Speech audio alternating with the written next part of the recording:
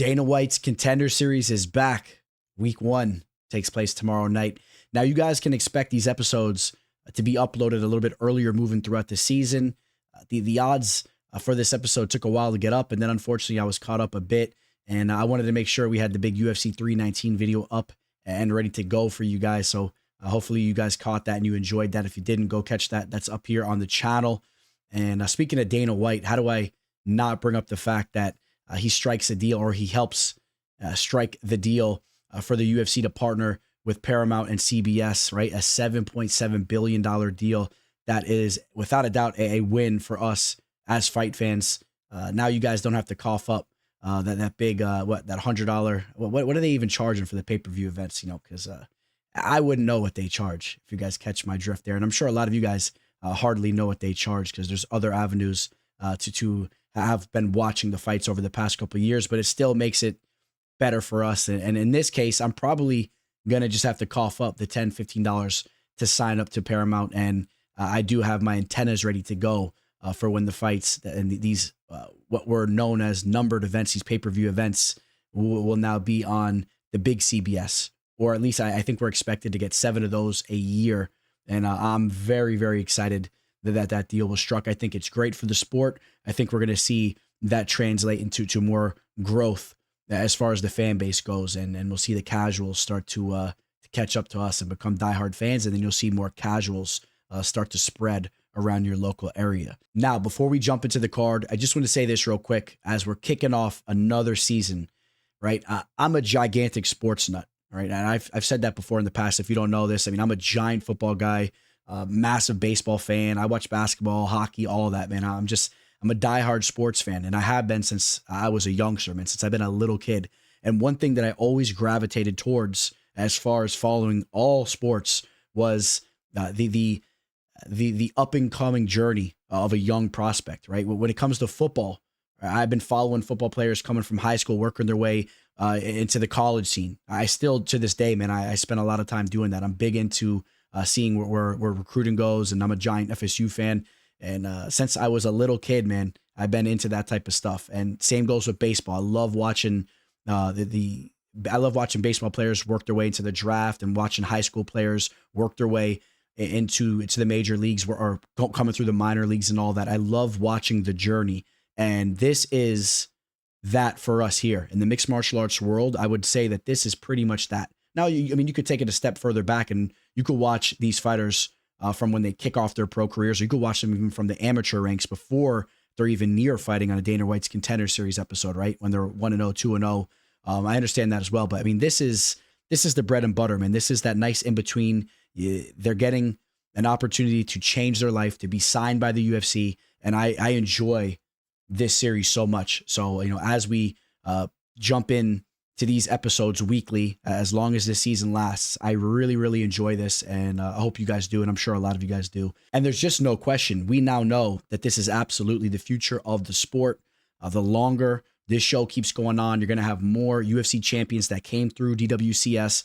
If you remember the first couple of seasons, when we would be previewing a UFC card, we would kind of highlight the fact that this fighter came through Dana White's Contender Series. All right, there's no need to even say that these days, because every single fight card is just absolutely filled with fighters that come through DWCS. Now, yes, of course, you'll still see champions in the UFC that never dabbled on the show. I mean, there'll be signings from other major promotions and all that, but the longer this series continues, and I don't see it going anywhere, you're going to see plenty of UFC champions that came through the show. And if you look at the top 15 rankings in every division, you're going to see it filled with fighters that came through this show. All right. And we get to see them kick their journey off here in the UFC. I'll let you know, we're going to have official action on every single card. Every Tuesday night, we will have at least one official play locked in, up to 3 potentially. It all depends. And I'm putting an offer out here. If anybody wants my official plays for UFC 319, I will conjoin that in a package with this card. And I could follow that through even to the next Tuesday. Reach out to me for any details. Email me or shoot me a DM on Instagram.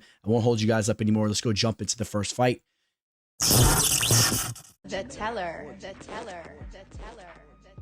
We'll kick this thing off in the middleweight division as we have the return of Murtaza Talha. He'll be taking on the Chechenian Baysangur Susurkaev, who is still undefeated. And I've been quite pleased with the tape that I've been breaking down on him. I've seen people kind of put some concerns out about his grappling.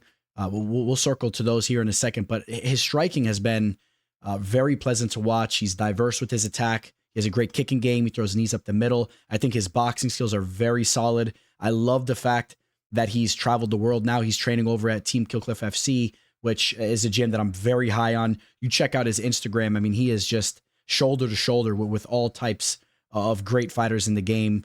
You see him over there with Adesanya, Brendan Allen, Bilal Muhammad, I believe, is over there even as of recently. You see him here over with Khamzat Chimaev, who has a huge upcoming fight. You guys probably heard about this upcoming weekend, and no coincidence there of a fellow Chechenian, but there's a lot of things that are checking off that tell me Susurkaev is legit. Some of the hype that he's getting is legit.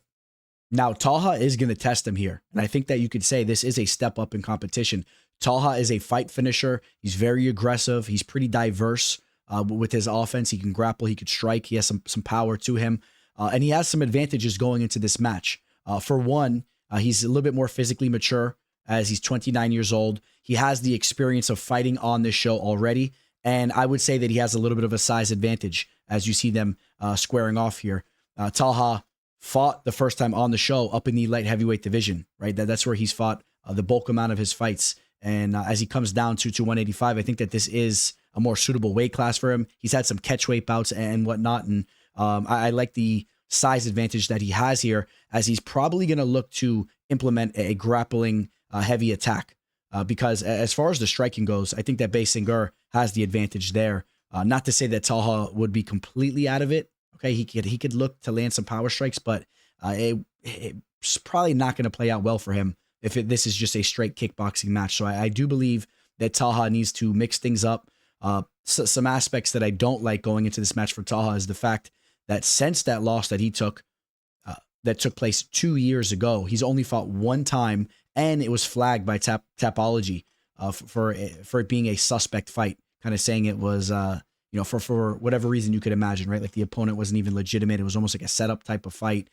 His opponent was so looked down upon, and Oleg Klimov, who is 0-4 as a pro. So, I mean, there's nothing really to talk about as far as Talha getting more experience since that loss, but I still do believe that he shows some flashes. And if you were to say that he's live in this fight, it would be with his grappling, as we still need to see a little bit more from Baysangur. With that being said, Susurkaev was really one of the fighters I was pleasantly surprised with as I was breaking down tape for this event. I think that he has one of the higher ceilings on the card. His striking is very fluid. He's super comfortable. He's constantly switching stances. He's very relaxed in there. He has a diverse offense of striking attack. And, I could easily see him rounding his game out with the work that he's putting in over at Team Killcliff and the people that he's surrounding himself with. I think that he's making some proper decisions, and I could see his grappling game continue to elevate. And as that happens, I could see him being a very well-rounded fighter. His striking's legit. And the fact that he fights with that very relaxed type of style, I think he'll pay dividends as his cardio should hold up. Okay, if he fights the same way he's been fighting in the past, if he's calm in there, like he has been in those other regional fights, I don't expect to see him breathing that heavily. I think that he'll be flowing in there. Meanwhile, Talha has his back up against the wall. He's very tensed, and he's throwing these big strikes. He's looking to take your head off. He's shooting takedowns, and then he's really hoping he gets them. And if he doesn't, or if he gets one, and then you start to see Susurkaev continue to get back up to his feet, that's where you're going to see Susurkaev start to walk him down and land combos. And I'm going to say that he gets a mid to late finish as the fight progresses. I think that he takes over this fight, and we see a similar type of performance from Talha as the Rodolfo Bellato fight went for him, which would be extremely disappointing. But I could see that happening here, and I think the fact that Susurkaev opened up as big of a favorite as he did, and you see the movement coming in on him, it's due to the fact that people are on to his skill set and what he brings to the table here. He needs to be on his P's and Q's as far as the grappling defense goes. Doesn't want to give his back up and get caught with the rear naked choke. We've seen Talha do that a little bit. As long as he doesn't get put in that type of position, I don't see him continuously being held down and just dominated down the mat for 15 minutes. This show pushes the action. I think we see a lot of action in this fight, and I think Susurkaev gets, like I said, a mid to late finish. As far as where the money line goes, I have Susurkaev capped right around a -340 350 favorite. So kind of right in the middle of where this line opened up and where it's at currently. So it's really tough to say, is there value on a minus 375 line? Be wary. We see dogs come in to this series all the time and come through. We see big time underdogs come in and shake things up. And Talha, he knows how to fight. Okay. And we still do need to see a little bit more from Susurkaev, but it's hard for me to say that there's value on the dog when, I kind of like what I'm seeing here from this prospect. And I feel like he's somewhat legit. The potential's there. I think he shows up and gets the job done. So if I have to pick a side, I guess I'm going to have to say I don't have a problem with even taking Susurkaev as big of a favorite as he is right now. If it gets up in the minus 400s, like we potentially could see it, who knows? We see rapid movement right before the fights. If he's up in the 400s, 450, 500, without a doubt, I think that line's too high. Kicking the season off, we have a middleweight bout between a fighter that a lot of you guys are already familiar with, and Yuri Panferov, the Russian polar bear. And he'll be taking on a fighter that some of you guys got familiar with recently, as he was supposed to make his UFC debut. He was making it on short notice, but unfortunately, he wasn't able to come correct with his weight. And Christopher Ewert. Panferov, right? Panferov, we saw him, Dana White's looking for a fight a while back. He was victorious. I believe he pulled off a submission on the show. And then he was hyped up going into that Dana White's Contender Series debut, where he really fell flat in his face. He was a favorite taking on Torres Finney, and Finney had his way with him, right? He was out grappling him, and Panferov is a fighter that was known or is known for his grappling, and then he eventually got caught with the rear naked choke. Didn't really showcase anything on the feet there as well.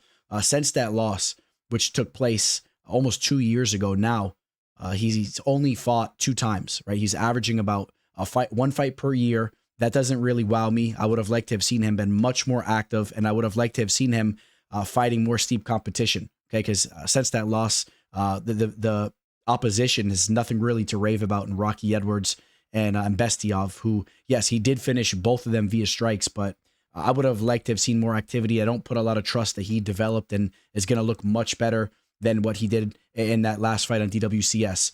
Yeah, he was just 26 years old in that fight. He's 28 now. And he looked pretty good on the scales. I'll give him that. He looked a little bit trimmer than I've seen him in some fights, but I don't put a lot of trust we're going to see anything too different. And if I'm being blatantly honest, I'm not really crazy about either of these prospects. I don't think that these fighters are prospects that you're going to see. Maybe one of them gets signed, but you're not going to see them really making a lot of noise in the UFC. Because even when you take a look at Ewert, who's been putting in some recent work over in Fury FC, and I've seen some people kind of saying that he's been fighting stiffer competition over there. I'm just not so sure about that. I'm not really crazy about his resume. I'm not crazy about his tape. I think that he looks very slow. Some things he has going for himself is that he's scrappy, right? He can strike. He's kind of diverse with his striking, I would say. He'll mix in some kicks, but he really likes to work his hands, and I like the fact that he goes to the body. That's one thing he has going for himself here. And the way I see this fight playing out is if Ewert can keep this fight on the feet, he's going to be the superior striker, especially as the fight progresses. Panferov showed questionable cardio to us in that Finney fight. So, I mean, if he's going to slow down, we could easily see Ewert walking him down and just working in the striking, and we could see a late stoppage there as well. So I kind of see that path to victory for Ewert. Where I could see a path to victory for Panferov is without a doubt through his grappling, which if you run the tape back on the AJ Chambers fight, that was a fight against a low-level fighter where Ewert was taken down, right? And he put himself in a vulnerable position early in that fight. It was actually very suspect, the way he gave up his back. He was trying to get back up to his feet. He gave his back up. I mean, if you put yourself in a position like that, Panferov can potentially take advantage of that. He has a lot of submission victories. But I will also say, when you dive into his tape, doesn't really wow me. All right, even if you look at his early tape before the Dana White's Contender Series fight and the Finney fight, you watch all these submission victories that he had. It's like he transitions very slowly into the subs. He was fighting some very low level competition. There was one guy he fought that was like in his 40s, some old bald guy. So I'm gonna say that Ewert can avoid that type of situation, and I'm gonna say that he gets the better of the striking. He doesn't get submitted, and that he's gonna be able to hang around on his feet long enough. And even if he's taken down, he'll probably put himself in a vulnerable position, but he'll be able to get back up to his feet. And Panferov will probably slip off or not. He'll not be able to end the fight in that scenario. And I see Ewert getting the better of the striking where he could win a decision. but also he can get a late stoppage, which I'm going to say that Ewert gets a 3rd round TKO, right? You guys know that there's a lot expected of these fighters. I mean, this is a big stage, right? You could look at a pay-per-view event in the T-Mobile Arena and say that's a huge stage, which yes, of course that is. But this stage, as far as what is expected of you, is about as big as it gets. All right, the contract's on the line, and you can't just go out here and get your hand raised. You got to go out there and smash your foot on the gas pedal. So I'm going to say that he breaks Panferov down late, and he gets a late 3rd round TKO stoppage. Now, I will say this, and we see Panferov, he opened up as a plus 130. He's now a plus 160, so the line's going the other way. You see action coming in on Ewert. This one, where the line's at right now, I don't see a lot of value on Ewert at a minus 195. I think that this fight should be capped closer. Okay, so I want to be clear here. I'm really going to narrow in on my feelings of the betting odds here. Okay, because we'll try to find some underdogs for you guys, but I want to be very clear about the odds. I would not cough up 2-1 odds on Ewert. I think that this fight could play out closer. We may see some development from Panferov with his striking. He's shown a little there, and Ewert is there to be hit. He's tough. He'll walk forward. He doesn't have a problem with being hit. So we'll see if Panferov can take advantage of that. But all in all, Ewert will win those striking combinations as long as nothing happens in a flash and he's not stunned and TKO'd or KO'd, which he seems to be pretty durable. He has a big old noggin. So give me Ewert to win via 3rd round TKO. On a card where I really expect to see a bunch of crazy action, okay? And I really feel that that's the case. I think that this is going to be one of those weeks where we see a lot of finishes. This isn't going to be like that Joe Pyfer episode. It's week 1. Things are kicking off, and just the matchmaking throughout this card, it's going to prove to be a very exciting one. This is a fight where you got to put a little asterisk next to it. Jimmy Drago taking on Ty Miller. I pretty much guarantee that we're going to see solid action in this fight. I'm telling you guys right now. This kid, Ty, has nasty boxing. He's huge for this weight class. I really like his hands. He has one professional boxing fight under his belt, although it was against a very low-level fighter, but he has nasty hands, and the UFC has had an eye on him for some time.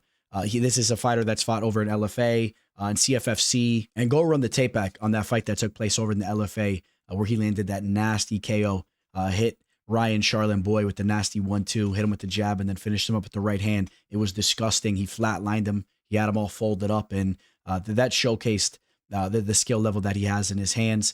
He's long, okay, but he's comfortable fighting on the inside as well. And if we see Drago try to use the clinch like he has before, I think that Miller has shown that he's pretty comfortable there.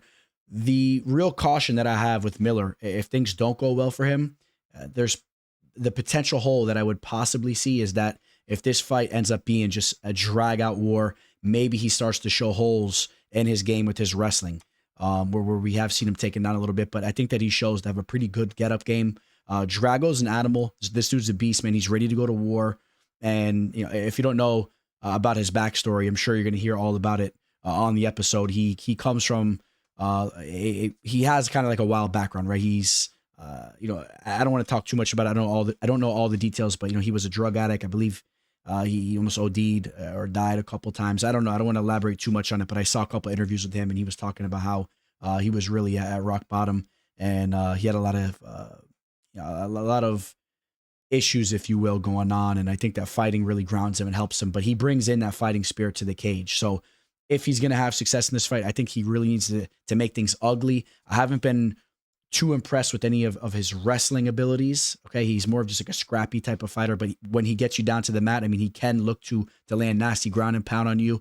But I think that even if he got this fight down to the mat, I could see him looking to land damage and kind of leaving openings where we would see Miller get back up to his feet. And I just think that he's a superior striker. And I think that Miller is going to land a KO. How about that? I'm calling another knockout, man. Miller has really impressed me with his striking. He's 25. I think we see that continued development from him. And besides the couple flashy KOs that we've seen him land, he has gone the distance before. So if it does go to the final bell, I think that he'll be okay in those later rounds. But I see him landing a knockout here. I do. We've seen Drago finish before via KO, or in his first professional fight, I think it was. He was knocked out. He also made a mistake and he was submitted. We saw him finish in both of his losses. And I think that we see Ty Miller look to take his game to another level and build off of that big KO that he just recently had. I think that The pace should be high in this fight, like I said, and I think there'll be a lot of exchanges. Drago's kind of willing to participate in that type of fight, and I think Miller could land something heavy in this fight. So I'm calling another KO. I'm sorry, guys. This may be a theme. You may see me calling a lot of knockouts, but I think that this is one of those types of events. Miller is currently a -185 on the money line. Some little minuscule up and down type action. I mean, he's really right around a -180, -185, and I like Miller here. I do. I mean, you can kind of look at this and say, okay, there's question marks here. He's young. We don't really know how this fight's going to play out. This dude Drago's pretty wild. He's pretty tough. He brings in some offensive abilities, but something's telling me here, or I know what's telling me that. I mean, you watch the tape and then you listen to interviews of Miller. I mean, this kid, he's dedicated to the sport, and he's very confident, and he brings in some serious attributes with his size. And I think that he can find a KO here. What a match we have here taking place at 145. I think we're looking at two UFC caliber fighters, okay? Radley de Silva has shown some serious flashes, specifically with his striking. He throws a lot of spinning attacks, and he's very accurate with them, and he hurts the opposition badly. George Mongols is a fight finisher. He's as game as it comes. I think that this is going to be a great scrap. Mongols comes out of the Hex Fight Series promotion down in Australia, and I'll say this. I've been more impressed, obviously, throughout the years of the elevation in Australian mixed martial arts and some of the fighters that have came from this scene. While on the other hand, Canada has taken a major step back throughout the years, and Radley Silva comes from that scene, right? He comes from the BFL scene, and I have not been impressed with what's came out of that promotion. I mean, really, just go to the numbers and see how many fighters have came from that promotion that have came from Canada and have had success in the UFC, or even in Dana White's Contender series for that matter, right? We've seen some fighters come from the BFL and really not even look good on this series. So take that into consideration, although De Silva looks the part, okay? He looks legitimate. But to Mongols here, I want to talk about Mongols for a second. This kid is game. He's very young. He's one of those types of fighters that has the it factor, right? There's some things that need to be worked on, all right? Maybe we could see him potentially run into some trouble if he's controlled. If you go back to a fight that he had where he ended up winning it by flying armbar in a fight against, I'll get you the name here 1 second, in a fight, you could pull this up on YouTube, against Justin Van Herden. Right, that was a fight where he was controlled a little bit down on the mat. That was a 5-round fight, and in the 3rd round, he pulls off a beautiful flying triangle. It was, and we've seen him go out there and pull off a lot of submissions. That is his main path to victory. He'll snag your back up. He's very quick taking your back. He'll sink in a rear naked choke. And then also he's showing us flashes with his striking. And he'll hit you with the head kick. One of his victories, he went out there and landed a nasty head kick, okay? So he has that type of confidence in his striking where he's going out there and he's letting it fly, because even if he misses, he's not scared to be taken down. He's not really scared to be on his back. He's confident in his jiu-jitsu, and rightfully so, because when he's down there, not only will he lock up a sub on you, but he's like throwing Tony Ferguson elbows off his back. He's very aggressive. He shows to have great cardio. He's a scrappy fighter, okay? Radley de Silva, I talked a little bit about the flashy striking that he possesses. So if you make a mistake on the feet, and if you leave your chin out there, he could definitely knock you out. He could hit you with a spinning wheel kick, something wild like that. He has those flashy type of strikes that he possesses. He also has shown some flashes with his grappling and jiu-jitsu. But I will say, once again, I'm not crazy about the level of competition. I don't know. I'm just not completely sold on these fighters. I know he's been defending his belt over there in the BFL against fighters like Drew Bruckenshire, Drake Randall, and some of these fighters have decent records next to their name, but I don't know. I'm not too high on them. I mean, you dive into that last title defense. Bruckenshire was almost 40 years old. I just think that Mongols is going to bring a lot more to the table here. He has a nasty fighting spirit, and I'm not positive, but I believe he's probably Greek, because Australia has a lot of Greeks there. A lot of Greeks migrated to Australia years ago. I got some family out there, and he has that Greek fighting spirit. Although Greece is lacking in the MMA world as far as fighters representing Greece, don't forget Alexander Volkanovski. He's half Greek from his mother's side. He's also half Macedonian, which they're close to us. And I think Mongols. And there's been a lot of Greek boxers that have came out of Australia. I mean, they're scrappy, man. They got a good fighting spirit, and Mongols kind of reeks of that energy. I think that he's going to be the more game fighter. I think there's going to be a crazy pace to this fight. I think that these fighters are going to go to war. It's definitely possible that De Silva can land something crazy and hand Mongols his first L and knock him out. I think that's possible. Maybe he has success with his jiu-jitsu as well. But I think that the pace is going to be crazy, and I think that Mongols is going to have a lot of success here. I think we're going to see another finish. I'm calling another finish here, and I think that what's going to happen is Mongols is going to eventually put himself in a position where he can end the fight via submission. You take a look at De Silva's one loss, and he did lose via sub. I think it was a rear naked choke in his first professional fight, but he's came a long way since that loss. I know at one point in time he had like a 5-year hiatus from the sport. He's came back. He's on like a 5-fight winning streak since coming back, and obviously he's evolved. He's about, I think 30 years old. He's mature, and but I just think that Mongols has that it factor, and I think that this fight is gonna be a war. And there's going to be openings for either fighter to find a finish in that type of fight. And I think that Mongols once again prevails, and it's going to be with his jiu-jitsu. He might set up that sub through landing some damaging strikes in a war as well, but eventually he gets himself in a position where he could find a finish there. So Mongols opens up as a -130, and the line very slowly and slightly trending towards his way. He's a -140.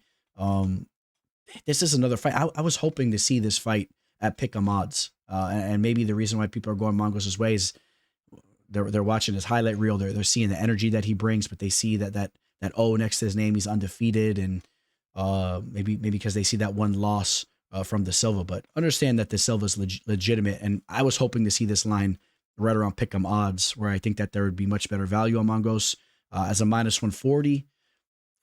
Very accurate. Very, very accurate. I think that Mongols is the rightful favorite here, but I would not be shocked if De Silva shows up and makes this a very competitive fight with him landing some big-time damage with his striking and possibly having some success using wrestling and jiu-jitsu tactics as well. But it's hard to stall. And in a fight like this on DWCS, it's going to be very hard to stall and hold Mongols down. You see these refs standing them up quicker than ever as of recently. I don't know if some of you guys caught on to that. I think there's some kind of adjustment that's been made in the back. If you're pushing a fighter up against the cage, we've seen them splitting them up very quickly. And this is going to be a fight that's just going to really play out in an entertaining way. I think Mongols takes it. Here we go. We got the main event. It's taking place in the middleweight division. And there's a reason why this is the main event on a card where there's so much exciting action. You could argue that a couple different bouts could have been as the headliner, which first off, of course, we noticed that the UFC, especially with these Dana White's Contender Series episodes, they do kind of favor the higher weight classes. We've seen a trend of that, but the reason why this fight is the main event is because they're going to meet, they're going to clash, both of these fighters here, Ilian, Bouafia, and Neemias Santana. Okay, both these fighters are knockout artists. They have dangerous striking, and I'm going to let you know right now before I even give you the winner, I have a knockout happening in this fight. I think that we see another knockout. It could be just a brutal shot that lands on the feet, or even potentially, specifically in Bouafia's case, maybe he could set something up down in the mat where he could rain down some ground and pound as well, which we've seen him do a little bit, right? Now, Santana is probably, and actually I would believe is going to be a step up in competition as far as his grappling abilities go compared to who Bouafia has been fighting against in the past. But we've seen the Frenchman go out there and lock in body triangles and flatten opponents out and just rain down ground and pound on them. And I think that Santana will have a little bit more to offer there. And if I'm being clear, I actually more so expect this fight to just take place in the feet. I think that this is a kickboxing type of match. I think it falls into order like that, and we see them trading. Santana is very aggressive. He throws his strikes a little bit more loopy, but they're very powerful. He's very cocky. He's walking you down. He's doing all of that. I'm very interested to see how that plays out. Is Santana going to walk out there very disrespectfully and just march Bouafia down when Bouafia really possesses nasty kickboxing in his own right? So I'm interested to see if Bouafia is going to throw some nasty 1-2s out of that southpaw stance and get some respect back, or is he going to be circling along the cage, where I think that could be to his detriment. I think that he needs to threaten and get respect in this fight. Otherwise, this could be a vintage Santana performance where he's out there just being the bully, mocking you and talking to you as he starts to unload. And this is a step up in competition for both fighters. So that's another aspect of this fight that's interesting to see how they both fare when they get more thrown back at them. They're not just going to be able to go out there and be the hammer. There's going to be a little bit of nail going on from both sides. So who's gonna handle that better? That's a big aspect of this fight. Before I jump to to the odds, which I'll give you my thoughts on that. I've been just a little bit more pleased with what I've seen from Bouafia, and I think that he has a higher ceiling. We'll see what his fighting spirit looks like. That's very important. But as far as from a talent standpoint, I think he's more technical, and he's really sharpening his overall skill set. And I think he's just a little bit more technical than what I've seen from Santana, while Santana is more of just like that raw talent, and he's like a raw fighter, and he has big power and all that. But I got to go with the more of the technician here. Usually, you know, technique will defeat power. Not to say that Bouafia doesn't have serious power as well.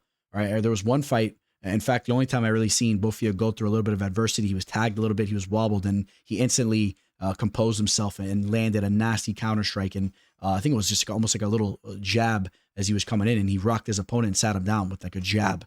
So I mean, he has power. Okay, and when you see him unload with those 1-2s straight down the pipe, and there's some serious power on them, some serious pop on them, and he even shows that he's working on his grappling, like I said, with the body locks that he's been pulling out there, and stuffing takedowns when they're thrown his way.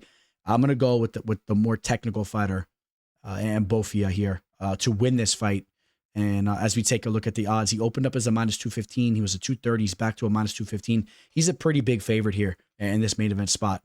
I'm not crazy about the line. I think that this has the writing on the wall to just be another wild fight. Don't forget how these cards play out, guys. These Dana White's Contender Series cards, these events, we see it week to week. You guys know what I'm talking about. Something crazy happens in there. These underdogs show up. These fights are wild. These knockouts happen left and right.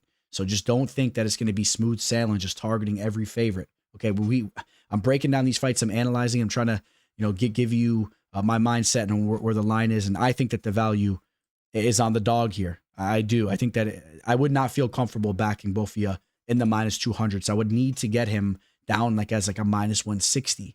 I mean, I think that you're getting a pretty solid bargain on a +175 and a dog and Santana, who's gonna march forward and he's gonna make this a fight. So we'll see how it shakes out. One other aspect: both of these fighters don't have a lot of pro fights, and there's not a lot of rounds under their belt. Bouafia, for the first time, went the distance in his last bout as he started to have a little bit of a step up in competition. He finally doesn't find that quick finish, so he goes 3 rounds. That's kind of a plus for him there. Santana has a lot of early finishes too. I'm very curious to see who would be getting the better in the 3rd round if it goes there. I don't think that it goes there though. I'm looking at an under 1.5 here. We'll see where the line is there. Take a look at the under 1.5, or this fight to not go the distance. Maybe you can get a decent line there and you could just play it safer. But I don't think that this fight goes to the final bell. This is one that I feel confident in that we see a finish, another finish here to cap the episode off.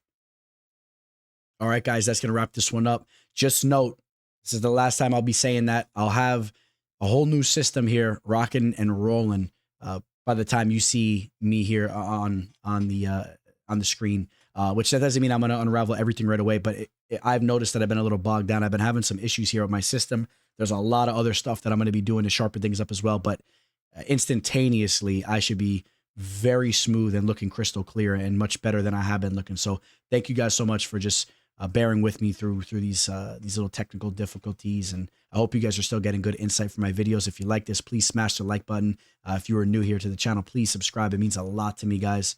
And again, if you guys ever want to reach out to me for anything, my email, my Instagram is all below. If you guys want to know what play I'm officially targeting for this card, you guys know you can reach out to me, get further information, and I got that offer there with the UFC 319 package together. I appreciate you guys greatly. Enjoy the fights tomorrow, man. Enjoy them. Or if you're watching this now, Tuesday, enjoy the fights tonight. Signing out. Teller. The teller. The teller. The teller.